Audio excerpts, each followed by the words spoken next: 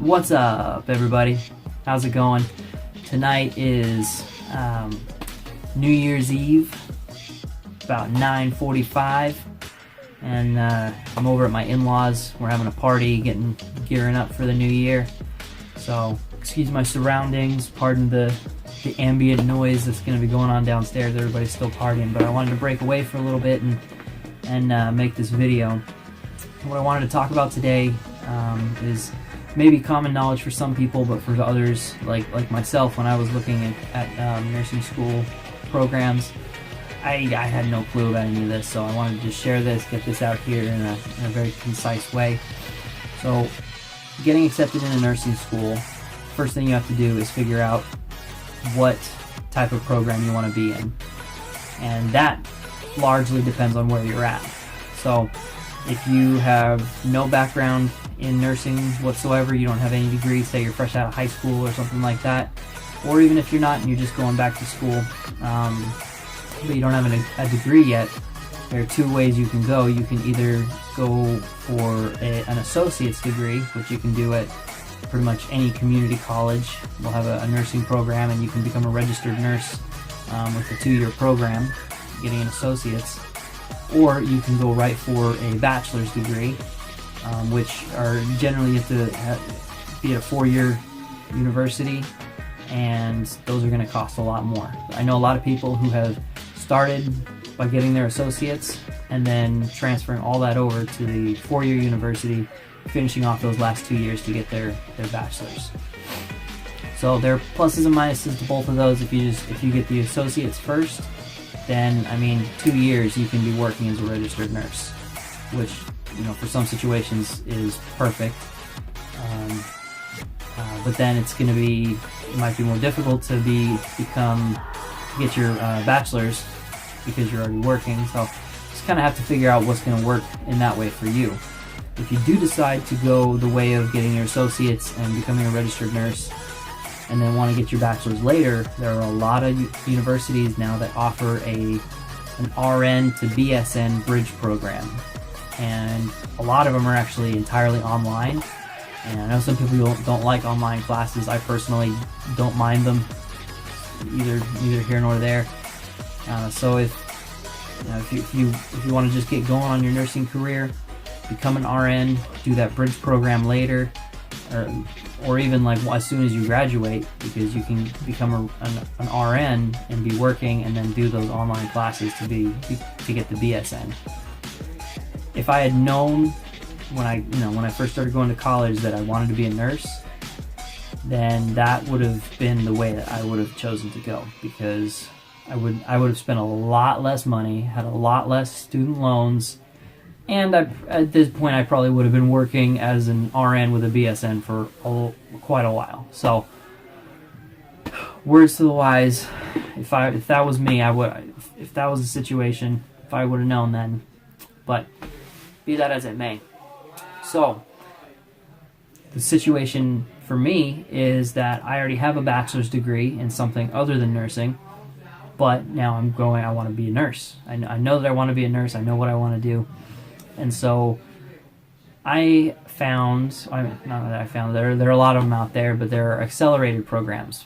If you already have a bachelor's degree, you can attend one of these accelerated programs. And so my program is 15 months. Some of them are 12 months, some of them are 2 years. But there are a lot of them out there, and they vary depending on there's price, there's the length of time, there's what they focus on. So you've got to do your research and consider what you want to do there. Now, another thing to consider, once you've figured out what kind of program you want, look up the universities that have those programs. And so like I said, if you want the associates, most community colleges are going to have an associate's in nursing that will qualify you to sit for the NCLEX exam. If you already have a bachelor's degree like I do, there are not as many accelerated bachelor's programs. There are a lot of standard bachelor's programs, but there's not a lot of accelerated. You can definitely find them. They're definitely out there. There's probably at least one in each state. I don't know for sure, but they are much fewer, I guess I'll say. So once you figure out which schools have those programs, start looking at the prerequisites. That was a big thing for me. I was so sick of doing prerequisites. I can't even begin to tell you how annoyed I was with prerequisite courses. Like, I had looked at a lot of different career options, and I had taken a lot of different paths, and man, I was so tired of doing prerequisites. And that was one of the big draws for me, was that the program I'm in, I already had all the prerequisites done. It's not the only program I applied for, but I was really happy I got into that one because I already had all the prerequisites done. So, like my program requires a genetics course. My undergrad, my first degree required a genetics course. Not a lot of people's programs. I mean, like if you got a degree in psychology, you may or may not have had to do a genetics course. So take that into consideration. See if you want to put in the time and effort to get the prerequisites required for that.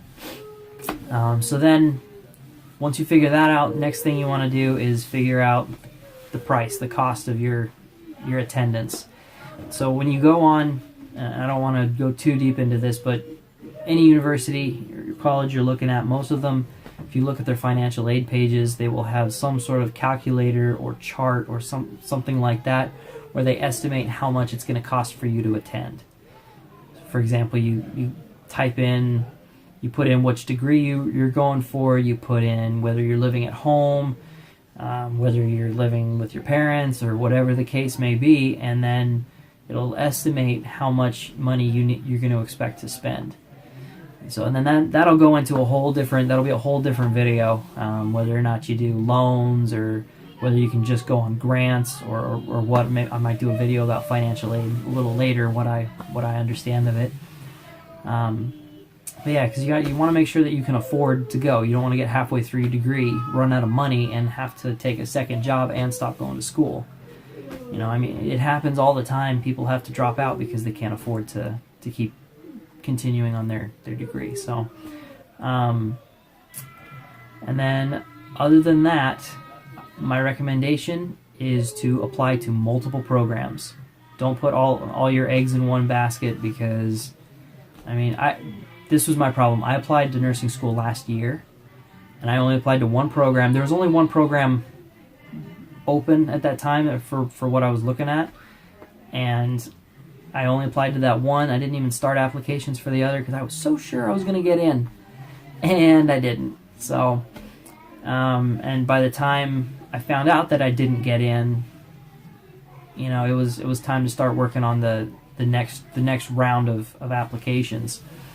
So look at those deadlines. Make sure you apply to as many as you can. I mean, only pick the feasible ones. Don't pick a school that you're absolutely gonna hate just because it's the only school left. Is my opinion. But if you get one thing out of this video, or if I help you to understand one thing, do your research. I can't emphasize that enough. If you don't do your research, you're not going to know what's going on, and you're going to have unhappy surprises every step of the way.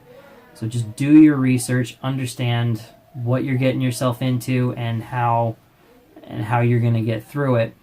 Because nursing school, I mean, from what I'm hearing, again, I haven't started yet.